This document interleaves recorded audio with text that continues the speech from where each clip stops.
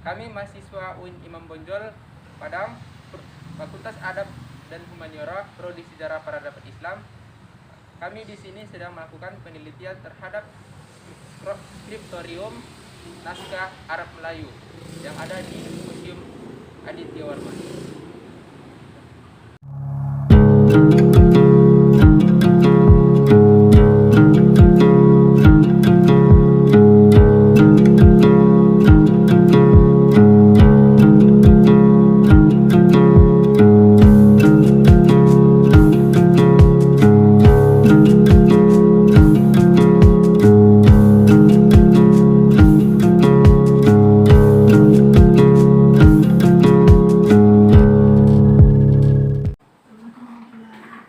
Waalaikumsalam warahmatullahi wabarakatuh. Perkenalkan Pak, kami mahasiswa dari kampus UIN Imam Bonjol Padang, dari Fakultas Adab dan Humaniora jurusan Sejarah Peradaban Islam Pak. Perkenalkan saya pribadi dari Pradindra. Saya Syafira Saman. Saya Desira Kisma. Saya sendiri Sandi Kapten Rame, Pak. Jadi maksud kedatangan kami ke sini itu yaitu mencari skriptorium yang menyimpan naskah Arab Melayu Pak. Yang mana nanti kami akan mencari bagaimana tentang perkembangan naskah Arab Melayu yang ada di skriptorium. Dan salah satunya itu di sini Pak, yang ditemukan itu Museum Aditya Warman. Kalau boleh tahu Pak, kalau soal naskah Arab, kalau soal Museum Aditya Warman ini sejak kapan itu Pak berdirinya museum ini? Oke, sebelumnya saya ucapkan terima kasih buat Anda yang sudah datang ke Museum Aditya Warman. Perkenalkan nama saya Pak Lewis, atau dipanggil Ipan. Saya asli orang Padang. Ibu saya Tiku, ayah saya Padang. Perkenalkan, saya di sini sebagai kepala seksi pelayanan dan edukasi Museum Aditya Warman. Oke, saya senang sekali ada di sini datang bisa mencari informasi tentang koleksi. Museum Aditya Warman punya sejarah yang cukup panjang.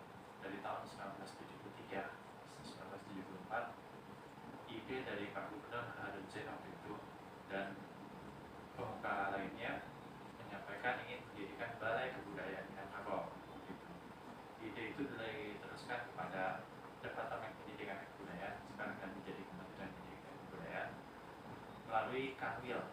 Kalau dulu kantor wilayah Dinas Pendidikan dan Kanwil Pendidikan dan Kebudayaan cabangnya dari D, P, dan K. Kalau sekarang namanya Dinas Pendidikan Kebudayaan. Waktu itu masih pusat.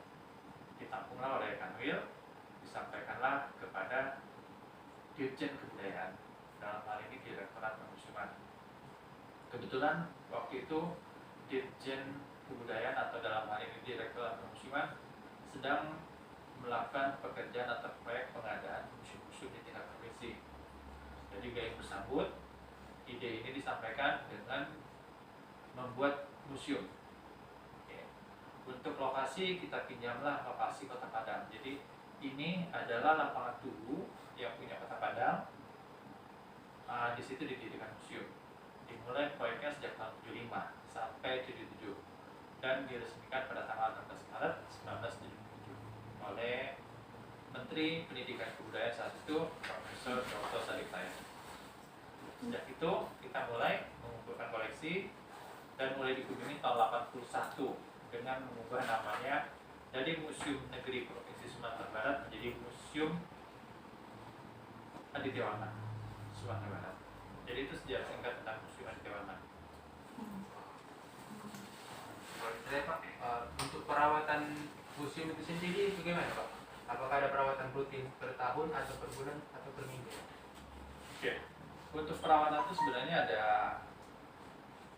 yang pertama adalah perawatan koleksi, kemudian ada perawatan dari infrastrukturnya sendiri. Jadi yang namanya museum itu 3 hal. Pertama, gedung. Kalau nggak ada gedung, bukan museum. Setelah ada gedung, harus ada koleksi. Karena gedung dan koleksi satu komponen. Kemudian ada terakhir pengelolaan. Jadi gedung, koleksi, pengelola. Yang mana mau kita pelihara, yang bisa kita pelihara adalah gedung dan koleksi. Kalau untuk pengelola, itu peningkatan SDM namanya. Kalau gedung, kita memang ada anggaran dari Dinas Kebudayaan. Kebetulan induk kita adalah Dinas Kebudayaan Provinsi Sumatera Barat. Kalau dulu namanya Dinas Pendidikan dan Kebudayaan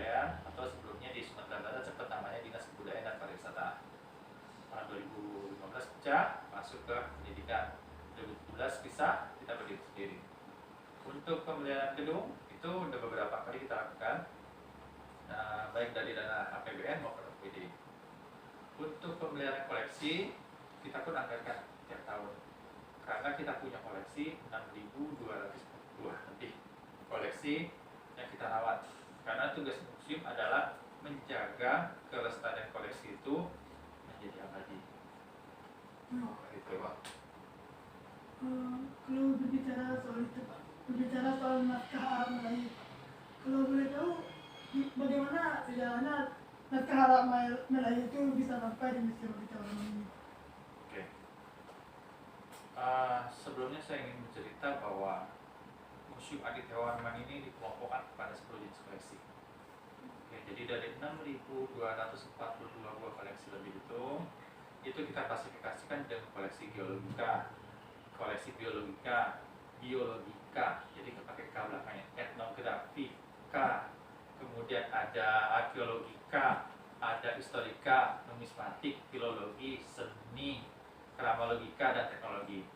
Untuk naskah kita kelompokkan ke dalam koleksi filologika, gitu. Karena ketentuan permusiuman di tingkat provinsi di daerah mengelompokkan ilmunya seperti itu. Beda kalau museum nasional. Nasional kita mengelompokkannya kepada keilmuan. Jadi koleksi etnografi, koleksi antropologi, koleksi arkeologika, koleksi sejarah. Kalau kita nggak tingkat provinsi ditentukan seperti itu. Naskah masuk filologika. Oke. Sejak tahun 80-an kita sudah mengumpulkan lebih dari 3.000 koleksi, termasuk koleksi filologika atau adik-adik lebih terkenalnya dengan naskah. Naskah. Jadi naskah-naskah itu kita sudah kumpulkan sampai sekarang jumlahnya 92 koleksi naskah. Gitu. Naskah yang ada di Museum Aditya Warman ini kebanyakan adalah tulisannya Arab, bahasanya Melayu. Begitu. Jadi koleksi kita seperti itu. Kebanyakan seperti itu. Bentuknya tidak hanya kitab suci, tapi ada naskah-naskah lainnya seperti mana buat, tentang kumpulan hadis, tentang ajimat, seperti itu. Itu koleksi-koleksi naskah. Jadi asal usulnya seperti itu. Jadi didapat dari masyarakat. Ada lagi? Kalau boleh tahu Pak, berapa umur naskah dari naskah-naskah yang ada di sini Pak? Oke. Rata-rata naskah kita itu ada berbentuk yang paling dominan sih tambo. Tambo. Iya. Tambo itu sejarahnya ya mungkin setelah pra-Islam. Pembagian sejarah dari mulai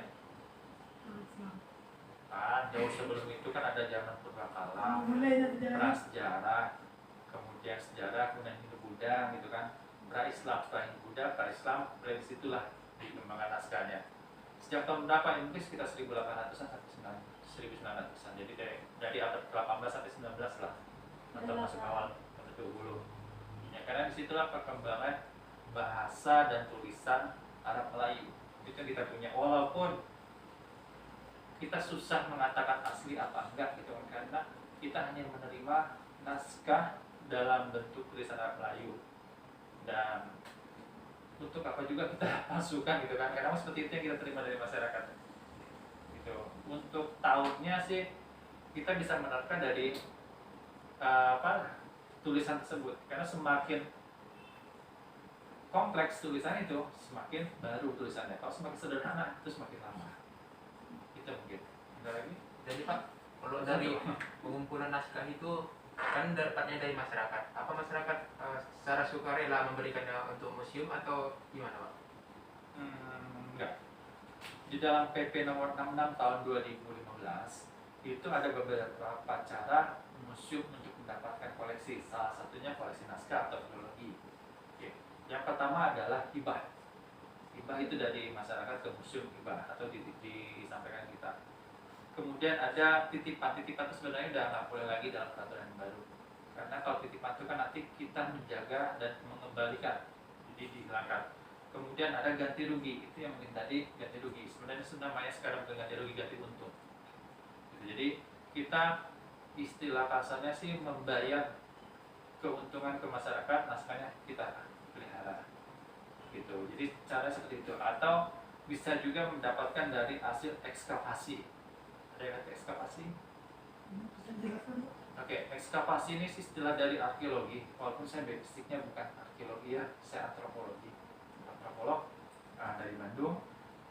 Ekskavasi itu adalah proses eksplorasi cagar budaya yang ada dari tempat asalnya, contohnya dari dalam tanah atau dari permukiman warga, itu bisa kita ekskavasi karena banyak naskah-naskah di Sumatera Barat ini tersimpan di surau, gitu.